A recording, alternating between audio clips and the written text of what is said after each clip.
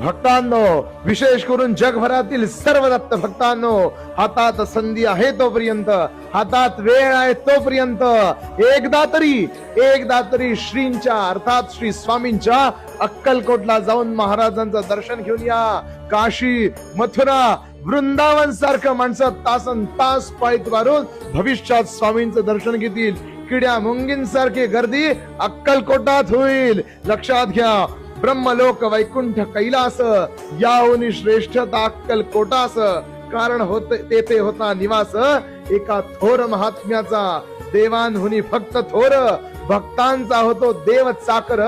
याचे दाखले स्वामींनी आजवर अनेकांसी दिलेसी.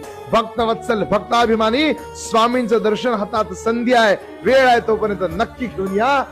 एक दिवस असा येईल की सोलापुरापासून अक्कलकोटापर्यंत रांगाच रांगा लागतील. श्री स्वामी समर्थ.